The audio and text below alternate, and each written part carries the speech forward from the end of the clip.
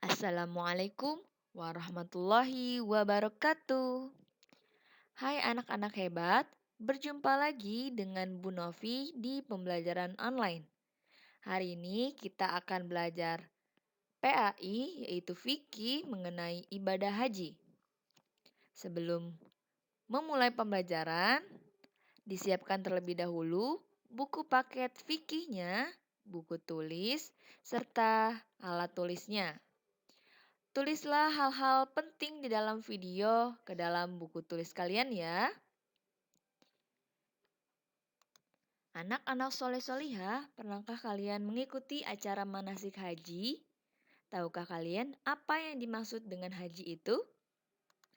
Haji menurut bahasa artinya adalah menyengaja atau mengunjungi. Sedangkan menurut istilah atau syarah, yaitu artinya adalah mengunjungi Ka'bah di Mekah dengan niat beribadah kepada Allah dengan waktu dan cara yang telah ditentukan syarah. Ibadah haji telah ada sejak zaman Nabi Ibrahim alaihissalam. Allah telah menyuruh Nabi Ibrahim untuk membangun Ka'bah di Mekah agar orang-orang melakukan tawaf di sekelilingnya dan menyebut nama Allah tatkala melakukan tawaf. Haji termasuk rukun Islam kelima dan diwajibkan satu kali seumur hidup bagi orang yang mampu. Bagi anak kecil yang belum balik dan ikut melaksanakan haji, hajinya tetap sah, tetapi setelah dewasa, jika mampu tetap diwajibkan untuk mengulang kembali menunaikan ibadah haji. Lalu apa sih hukum melaksanakan ibadah haji itu?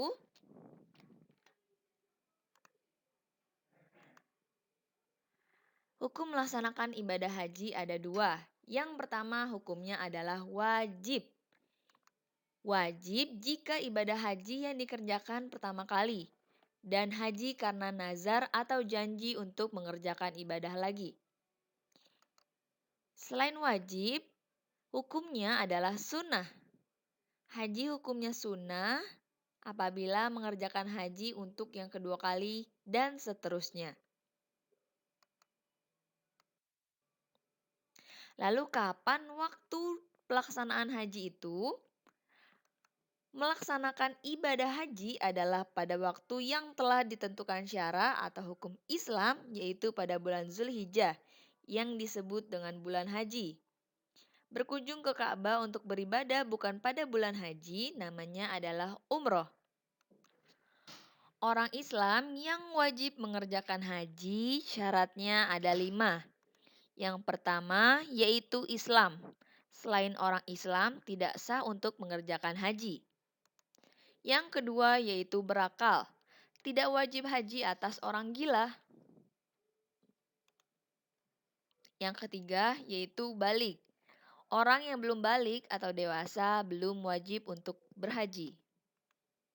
Yang keempat yaitu merdeka, bukan seorang hamba sahaya.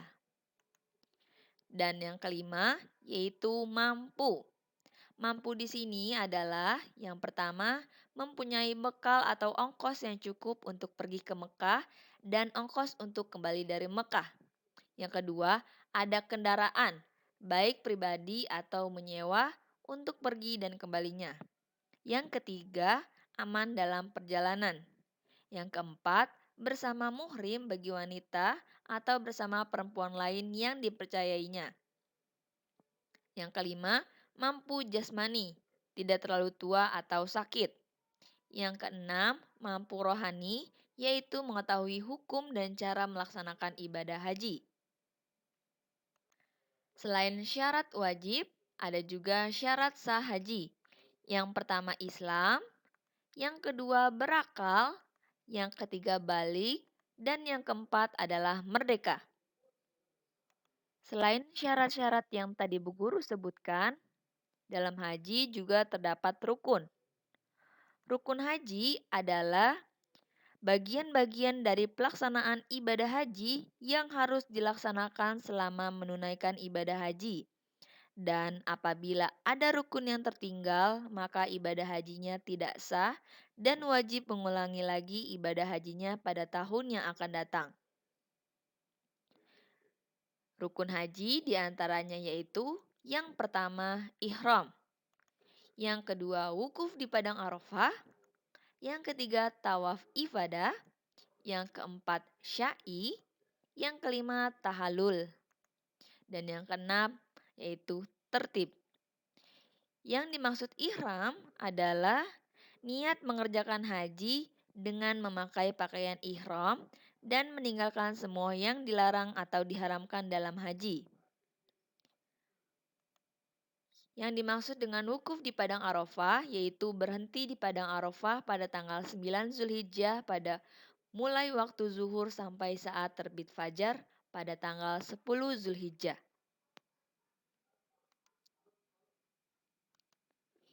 Yang ketiga tawaf ifadah. Tawaf ifadah artinya adalah mengelilingi Ka'bah atau Baitul Atik 7 kali keliling dimulai dari Hajar Aswad. Allah Subhanahu wa taala berfirman yang artinya adalah dan melakukan tawaf sekeliling rumah tua yaitu Baitullah. Terdapat dalam surat Al-Hajj ayat 29. Yang keempat yaitu sa'i. Arti dari sa'i yaitu berlari-lari kecil antara Bukit Safa dan Marwah sebanyak 7 kali. 1 kali perjalanan dari Safa dan Marwah atau sebaliknya dari Marwah ke Safa. Dihitung 1 kali. Sa'i ini diakhiri di Marwah. Rasulullah Shallallahu Alaihi Wasallam bersabda yang artinya adalah telah diwajibkan atas kamu sekalian berlari-lari kecil, maka bersailah kamu. Yang kelima yaitu tahalul. Tahalul adalah menggunting atau mencukur rambut kepala, paling sedikit 3 helai rambut. Tahalul ada 2 macam, yaitu tahalul awal dan tahalul sani.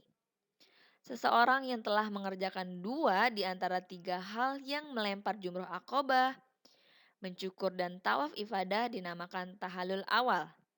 Orang yang telah bertahalul awal telah diperbolehkan menanggalkan pakaian ihramnya, memakai wewangian, dan lain-lain. Tetapi masih tetap dilarang melakukan hubungan suami istri. Yang kedua, seseorang yang telah mengerjakan ketiga hal, yaitu melempar jumroh akobah, mencukur, dan tawaf ifadah disebut tahalul sani. Orang yang telah bertahalul sani diperbolehkan melakukan segala hal yang dilarang selama mengerjakan ibadah haji, termasuk melakukan hubungan suami istri. Dan yang terakhir yaitu tertib. Tertib itu mendahulukan yang lebih dulu sesuai dengan urutan dalam rukun haji. Jadi tidak boleh secara acak mengerjakannya, harus sesuai urutan. Selain rukun, ada juga wajib haji.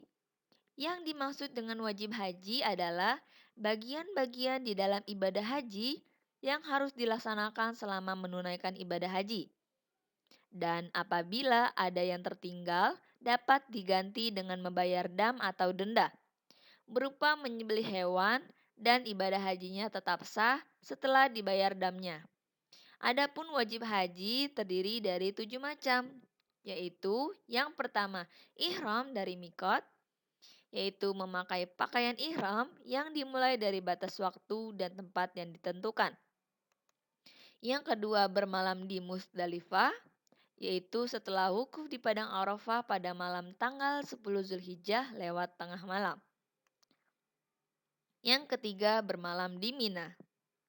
Yang keempat melempar jumroh akobah pada hari raya Idul Adha, yaitu pada tanggal 10 Zulhijjah. Yang kelima melempar 3 jumroh, yaitu jumroh ula, jumroh wusta, dan jumroh akobah pada tanggal 11, 12, dan 13 Zulhijjah. Yang keenam, tidak melakukan perbuatan yang diharamkan selama melaksanakan ibadah haji. Dan yang terakhir atau yang ketujuh yaitu tawaf wada atau tawaf perpisahan ketika akan meninggalkan Mekah Al-Mukarramah. Berikut adalah gambar rute haji. Bisa dilihat ya. Di sini ada tanda panahnya dan juga ada jarak-jaraknya.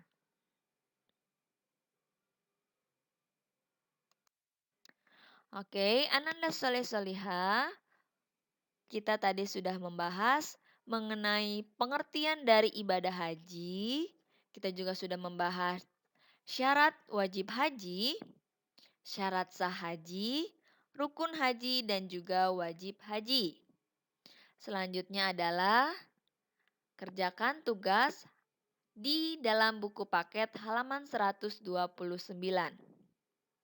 Semoga pembelajaran hari ini dapat dimengerti dan mudah dipahami oleh Ananda sekalian.